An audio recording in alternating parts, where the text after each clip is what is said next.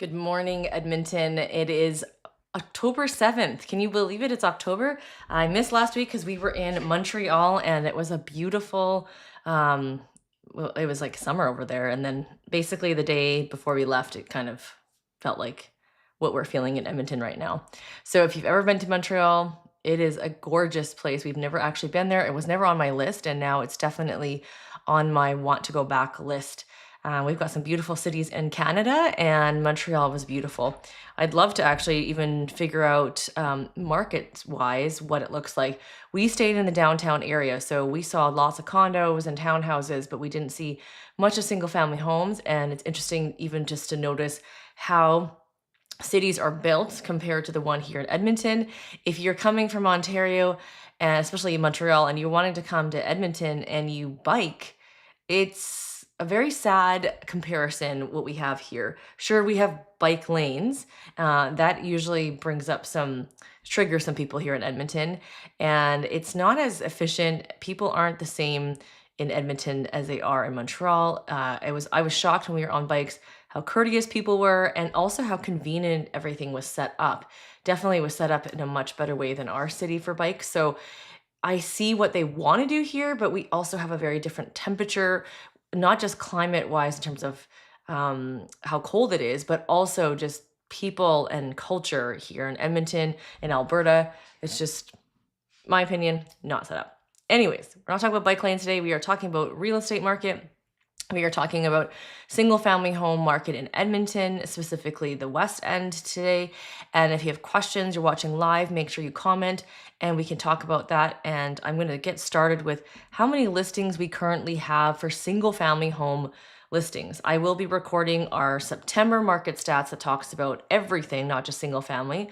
But here in single family, they have been going up for the last few months. And then you see right there in the stats, it just went down a titch. Now, this is quite normal because at the end of September, mid to end of September, we see a little bit more increase in sales because people are trying to do that last ditch effort to get into a home before it's snow flying. And honestly, I think there's a forecast for the snow to come actually this week. Hopefully they're wrong, but that's what happened at the end of September. So what we've been seeing this market this whole entire year is pretty normal seasonal ups and downs with our real estate market. We're definitely adjusting to a more normalized Edmonton market versus that rushed market we've had for the last almost 5 years. I'd say we had it for 4 years, which is a lot more than I thought it would have ever been. And now our market is normalizing. Now, it doesn't mean, normalizing does not mean we can lowball a house. It does not mean we can overprice a house. You got two different spectrums right now. You've got sellers who are still stuck in the seller's market from last year, even. And then you've got buyers that are like just so excited that they don't have to be in multiple offers and they're ready to lowball that thing right to death. So we've two different spectrums, and you can see we're not in a space for either one of those to be tolerated. It does need to be more middle ground where you be reasonable. And also you need to look at the market value to see what things are. Market value now is very different than market value even in January of this year. So the market has adjusted and changed, and it has not gone up as much as it has last year. Last year was still definitely the peak. And the interest rates as they adjust, they're not making a giant difference because at the end of the day, you either buying a house because you need to or you don't need to. So that's something that's important to kind of note as well. What does a balanced market mean? A balanced market means that there is inventory, but not a ton of homes for sale. And then for buyers, there's buyers out there, but there's not a ton of buyers. And we're starting to see both buyers and sellers start to become less in these next few months. We'll probably start to see an increase of that at the end of January, early February, where people will start to think about it a little bit more. Again, depends on the weather. I've seen January be a little bit busier than normal because of a warmer temperature uptick in January, but one can only hope. We live in Edmonton where it's always cold. I don't know why, but it's also nice to just leave and get some hot weather when you're not here in Edmonton. So what about deals pending? So these are deals that went under contract in the last week. We've helped some clients do that, and I'll talk to you about that in a second. So we see the pending sales about the same in Edmonton and surrounding areas, except for Sherwood Park. We saw an increase of almost double in that last week, but the week before was actually quite low. So now, what does it mean when you go into contract. So that means that you've seen a house, you put an offer in, and then both buyer and seller have agreed. We had an experience where the seller took forever to get back to us. It's not normal to take that long to get back to somebody. But we realized after the fact, after a day, the realtor had mentioned that this seller had an offer, not only that they had listed it higher, it was also in multiple offers last year. And due to personal reasons, they couldn't sell last year. So it got listed this year, and the market's very different. So it was listed lower than it was last year, and it did not get multiples. Now, though there was supposedly someone else interested, we didn't end up in multiple offers, which is great for my client. So there's lots of expectations that need to be adjusted, because also with, with my clients, they were worried about, is the client waiting for multiples? And there could have been an element of that. And sometimes I think that's dangerous, because as a seller, if you're waiting for a multiple and we're not in that market that's guaranteed anymore, you could lose a buyer that's actually interested in your home. And then if you lose that one, when you go on I wouldn't say we're declining, but you are eventually going to decline. The house that sells now for this price in October could be selling even less in December and January. So you do need to be really mindful of that. And as buyers, we didn't come in extremely low, but because they think, well, we don't have multiples, we don't have to put full list anymore. It is possible, just so you know, to put full list price offers in when it's not a buyer's market, seller's market. I have helped clients in the past where, you know what, you want to get that house and you know it's worth it. It's been priced properly.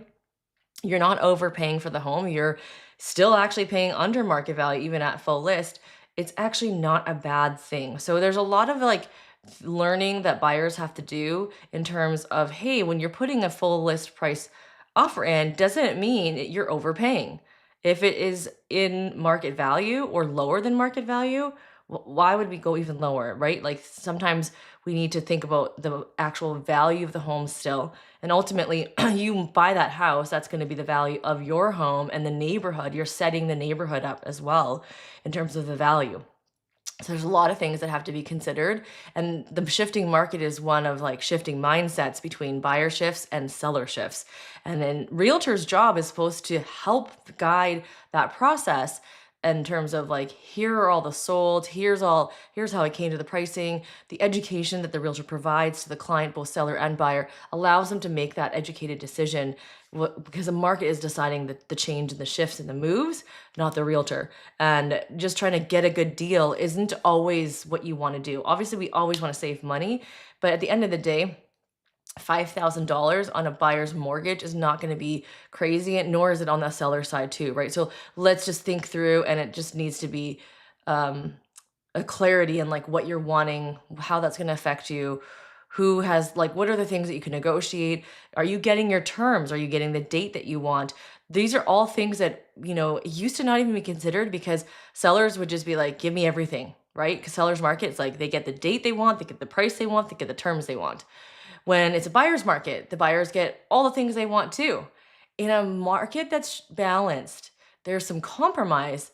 Maybe you got the price you want, but you didn't get the date you want. Or maybe you want the date, but you didn't get the exact price you want. So there's different terms and things that you can kind of consider. Now let's take a look at how many properties sold in the last 7 days. You can see the units are starting to drop, and we're going to see that kind of coming over in the next little bit. I think it'll stay pretty similar. I mean, we're at kind of the average average sold units, and it'll just keep going. And then it'll be interesting to see how we end off the year in September's market when we do the market update for that. That'll be interesting to see as a whole, how did September do? And then if we take a look at compared to last year, if you've been following along, you'll know that we are tracking slower than we did last year, and we're about to hit a new year. And so it'll be interesting to see what we do year over year when it comes to that. Now, if you're watching live and there's communities in the West End you want to take a look at, I'm going to dive into a few of these. Oops, just trying to get rid of this ticker so that you can actually see. But let's go into the next. So if you guys want to see a community, let me just grab, I'm going to look at Granville, which is right by the Costco here.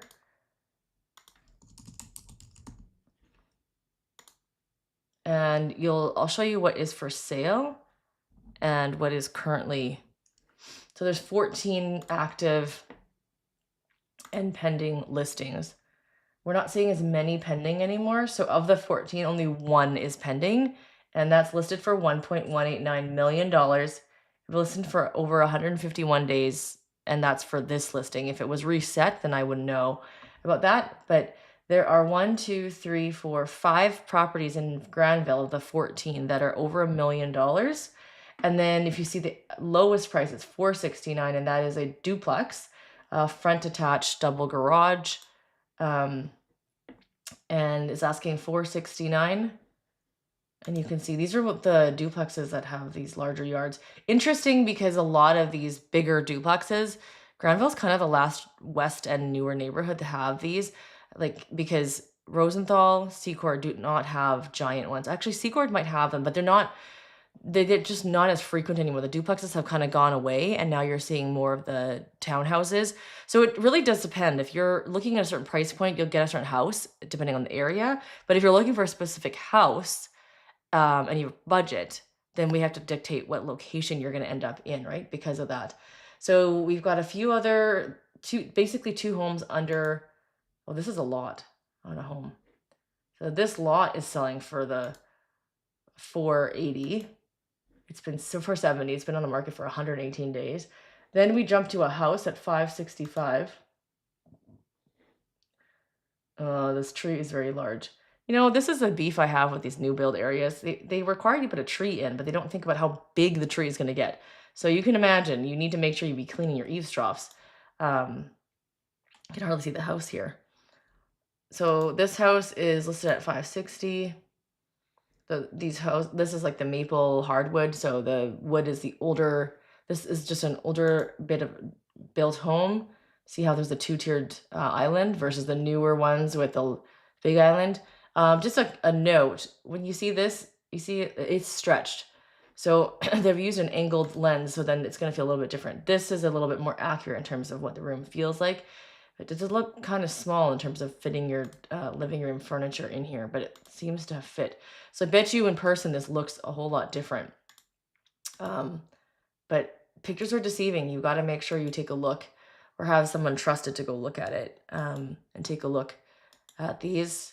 So this dark brown wood was very popular, and I know right now white is the whole thing, but brown is still not horrible.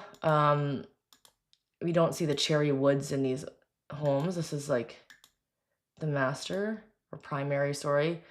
And then I think that's laminate. So back in the day, it wasn't common to have the quartz or the granite throughout the home, and this is what you're seeing here. The bedrooms. The bedrooms in these homes are typically a bit bigger than the ones in the brand new areas. Upstairs laundry. This is the bonus room. And then you can see the yard here. Definitely a nice size yard. And that's if you want it. Not everyone wants these size yards, right? So that's 565. Been on the market for 29 days, just over 2,000 square feet. And then the next price is 650. So there's not a whole lot of options in the 500 range. So you'd think, well, why didn't that one sell right away? Why isn't it even pending? It's because of the fact that the market, people aren't just looking in Granville. They're looking all over the place, and people are just not as quick to move, and the pricing might be off. I mean, I'm not doing a price analysis on this house right now, but that's kind of my first assumptions. But you need to take a look at the house too. Now I have a comment here, so I'm just gonna shoot that in here. And I want to get rid of this ticker. My switcher thing is not working. There we go. Why are all the houses in new communities all look the same? That suburban cookie cutter look has gotten old. Well, guess what? If you live here in Edmonton and you're looking to buy a home in those areas, the developer has rules to make sure houses don't look exactly the same, which is ironic, isn't it? Because the homes do look quite similar. They're all architectural guidelines that each area has, and that's why there are certain looks that have been approved and others that have not. And then there's usually in neighborhoods only a certain amount of looks that have been approved, hence you're going to get the cookie cutter look. It depends on the area, the neighborhoods. If you are looking for homes that are not like that, you're gonna have to move into a old neighborhood and build on your own, or move into a new old neighborhood and find a house, because in the old areas they have a lot less cookie cutter, right? So if you're going to Westridge or Oleskew, there's a lot more variety. Those were built in the 70s. Basically, once you hit into the early 2000s, game over. So that's like 25 years worth of homes that kind of all are trying to look very similar.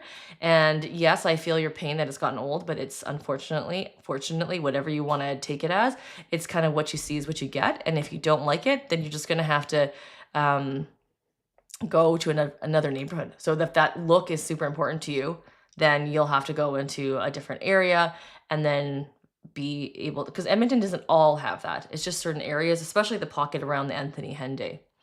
So I will be back next week. It's going to be Thanksgiving on Monday. If you have any more questions, make sure to pop them in, and we'll talk to you guys next week. Bye.